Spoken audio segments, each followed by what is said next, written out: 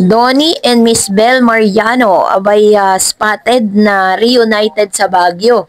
At gaano nga ba ka-supportive si Bel kay Donnie Pangilinan. But before that, if you haven't subscribed yet to my YouTube channel, please don't forget to like, share, and subscribe at hit mo na rin ang notification bell for more showbiz updates. Bago tayo of course magpatuloy sa ating updates for today's video, nais ko po munang pasalamatan kayo sa lahat po ng mga inyo pong pagsubaybay sa mga updates po natin. So this time, matapos nga pong ipakilala si Mr. Donnie Pangilinan bilang isa sa mga bigating hurado dito po sa Pilipinas Got Talent, ay hindi na po nilubayan ng issue si Donnie dahil ang pangalan po ni Donnie Pangilinan ay pilit na ikinakabit dito po kay Miss Catherine Bernardo, na bagay na parang imposible kasi ultimo si Miss Catherine Bernardo alam niya na malaking ano po ito, malaking parang sampal po ito sa mga Don Bell at close friend niya po at kaibigan niyang personal ang Don Bell. Kaya naman kung makikita ninyo hindi sila magkatabi, 'di ba? Kasi nirerespeto niya po yung love team nitong si Mr. Donnie Pangilinan. And of course, isa rin sa mga talaga naman pinag-uusapan ngayon na ito pong si Miss Bel Mariano ay nagpakita po ng kakaibang suporta para kay Mr. Donnie Pangilinan. Kahit hindi nga sila magkasama sa isang proyekto, ay very supportive si Bel Mariano sa pagiging judge ni Donnie Pangilinan sa Pilipinas Got Talent. Sabi niya, we both been open about it now. We're both supportive for each other with him on PGT or Pilipinas Got Talent. I'm very supportive. Sabi po ni Bel sa kanyang panayam kay Mr. MJ Felipe. Supportive rin daw sa kanya si Donnie sa kanyang gagawing pelikula kung saan direct category si Sampana ang direktor. And of course, with this thing I'm doing with direct cat is very supportive as well, sabi ni Bel. Which means, talagang tatahakin po ni Bel at saka ni Mr. Donnie Pangilinan ang tinatawag na solo era, which is normal po yan sa mga magkakalab team. Ang nakakakilig na revelasyon ni Bel ay isa siya ang unang sinabihan ni Donnie tungkol sa pagiging judge nito.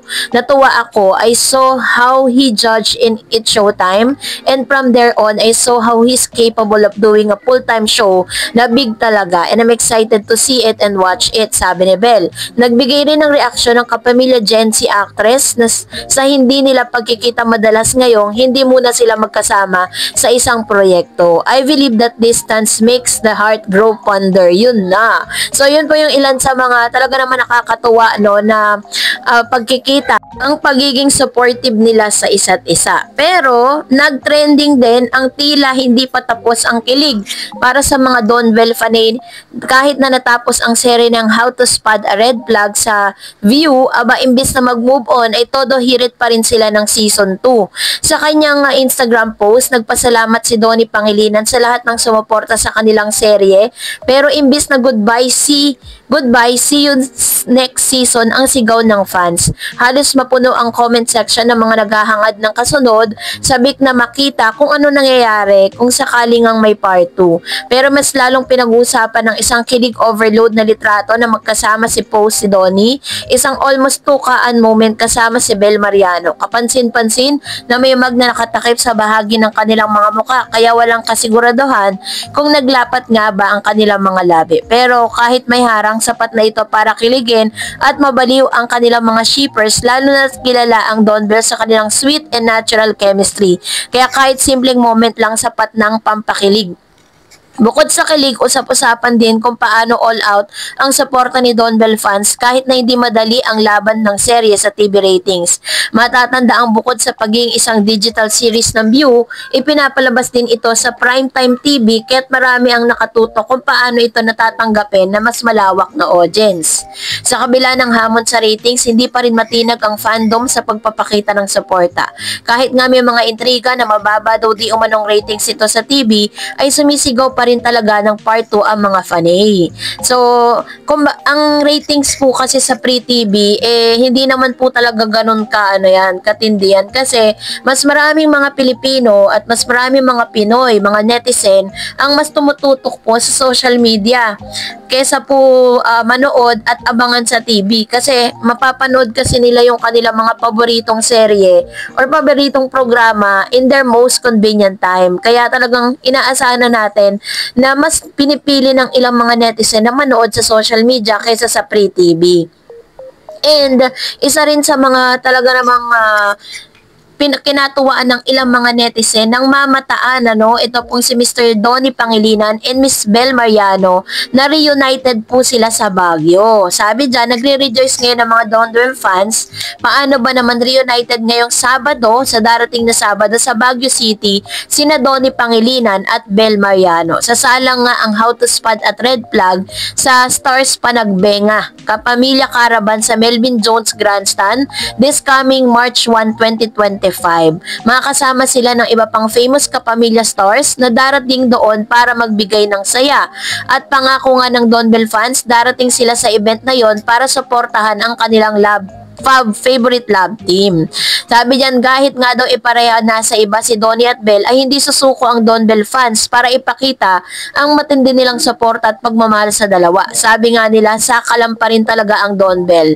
So ganito katindi yung support ng ibinibigay ng mga Don Bell fans. Kaya nga po nung one time na parang meron pong nagsalita ng di maganda against Mr. Robby Domingo, imbis na kampihan po siya ng mga Don Bell, ay kinuyog po siya sa ganong kanyang negatibong komento pa kay Robby. Matapos nga na parang siniship ng marami itong si Catherine at saka si Mr. Donnie Pangilinan. According sa Don Bell fans, ay suportado po nila ang kanilang mga solo era nitong si Donnie at si Bel. And I know, bago pa man po nila gawin ang lahat ng yan, nakapag-usap na yan, ready na po sila sa maraming mga intriga na pwedeng ipukol sa kanilang dalawa.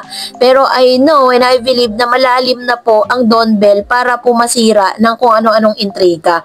At sa mga nakikita, katulad po noon nung na issue na itong si Mr. Donnie Pangilinan daw di umano, ay parang pinopormahan si Miss Catherine Bernardo na bagay na idininay ng kampo ni Mr. Donnie Pangilinan. Kasi, syempre nga naman, with all due respect with Miss Bel Mariano, at naniniwala po ako na talagang may something na po yan si Donnie at si Bel dahil sobrang lalim na ng kanilang relationship. And mind you, bago po gawin ni Mr. Donnie yung kanyang project sa ABS-CBN, ay si Bel muna, apart dun sa kanyang parents, ay si Bel muna yung kanyang sinabihan at pinakita po dito na talagang sobrang napaka-transparent nitong si Mr. Donnie kay Miss Bel Mariano. And dun po sa mga ipinakita nilang projects, malabo po silang buwagin dahil napakarami pong fans at talagang may chemistry naman talaga on and off screen ang Don Bell. Kaya imposible po na paghiwalayin sila. For now, meron lang silang solo-solo era na bagay na kailangan din nila for their career growth, 'di ba? Para at least mapatunayan nila na kaya nilang gumawa ng history nang hindi magkasama. So, that's it for today. For more videos and updates, please don't forget to like and subscribe. And please don't forget to follow my Facebook page, Dar Eds TV. God bless everyone!